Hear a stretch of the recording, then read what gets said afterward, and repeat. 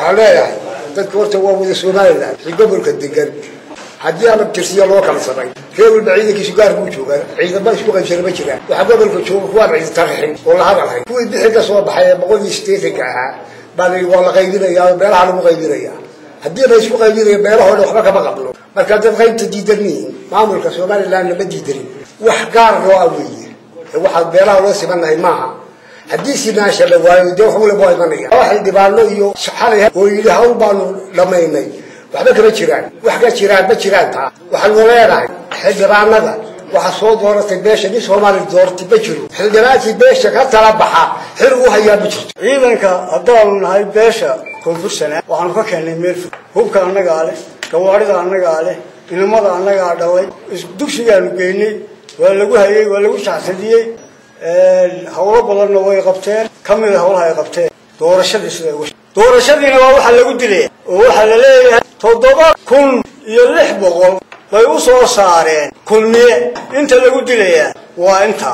oo ciidamadu cid faragelin oo inta badan baa ay maqlaan inta kalena aan cid wax yeelin ayaa waxa laga shaqeeyay si loo burburiyo 200 oo ciidan muddo hadda 2 sanadood qaramaysna tababarka ku jiray 9 bilood dugsiga bixin oo ciidankaas ay wax qabadkooda og yihiin taliska guud ee Soomaaliland wax qabadkiisa og yahay oo ay xukuumaddu og tahay wax qabadkiisa saaka aqabado adag baa lagu hay oo ku bilowday muddada 9 bilood tababarkii lagaga bilaabay oo tababarkii 6 bilood ah 9 lagu oo 30 lagaga gooyay ciidankii birimada lahaa ee aanu eegaynay in la xoojiyo saaka waxa aan sii socdaa in la kala diray waxaan leeyahay ciidanka bulshada waxaad u hayseen adeeg ay isku halaynayso sidiisii baad u haynaysaa iyagana intaasaan leeyahay waxaan leeyahay xukuumadda arinta yey ka dhigaabinaha soo farageliso afar ka yimin galbeed nagaga yimi oo yiri waxa weeyaan ciidan beeleed wax la yiraahdaa ma jiraan oo ogolaanay inay ciyaarsi iska galaan inay bixin tagaan inay hawsha dhalinyarada annaga leh qoriga ay sitaana annaga leh baabuurka ay wataana annaga leh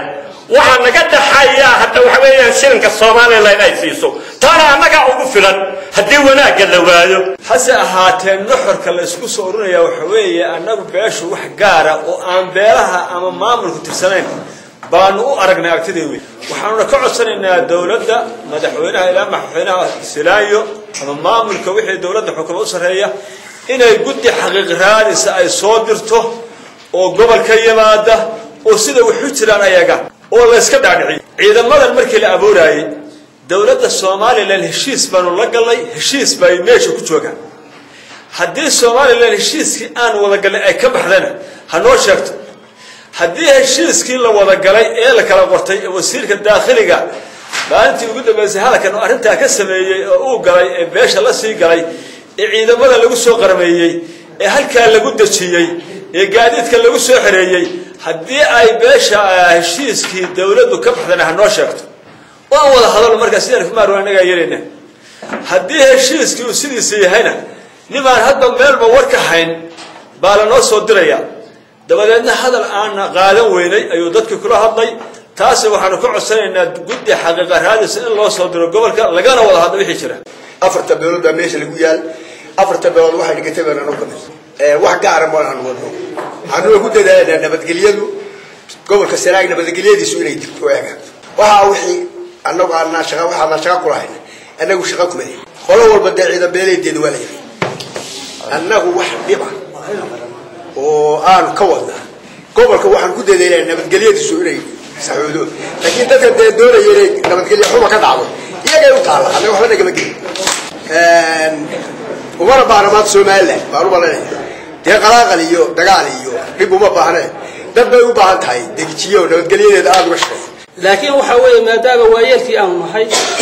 oo waayelkii meesha u dhaartay oo gobolka yaani inay wax ka qabtaan oo nabadgelyadiisa lagu ogaa yihiin haddana oo ay tahay beeshu afar beelood oo yaani su'imi oo yaani ahdi ku heshiiyay oo waliba ahdigaas ka weeyahay kii Soomaaliland maamulka Soomaaliland uu ka weeyahay ahdiga ku heshiiyay macna gobolka Sanaag afar beelood iyadoo maamulka Soomaaliland dhisin bay isu yimaadeen way heshiiyeen ahdi qalmeed bay sameysteen meel la dhigo 1993 ergaal sidaa daraadeed anigu waxaan leeyahay markaa haddii wixii jabinaya magaranaysa fidno ka imanayso ama yani macquul ahayn oo kale yani laga wada tasho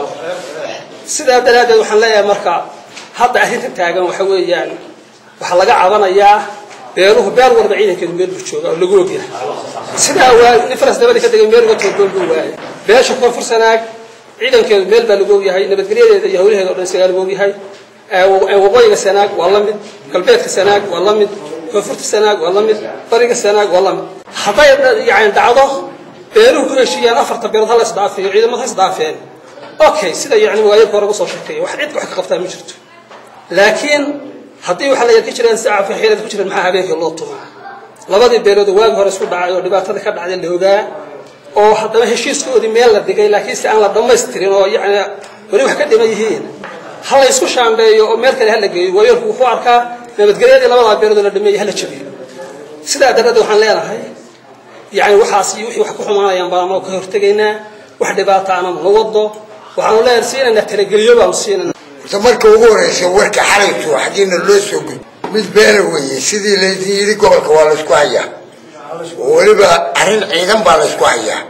baa la isku hayaa uga taaganta mar labaadka taas waa taas oo idin sheegay mar labaadka dhowr jeer wax ka dhacay ma joogay gobolka wixii ka dhacay dadka u soo dirteen dad fuliyay maahay dad kiga yimi qabyo bay ahaayeen ama wasiir ha noqdeen ama wax kale ha noqdeen wax ko oo waxa la tabanayo loo sheegto oo wax ka qabta loo soo diray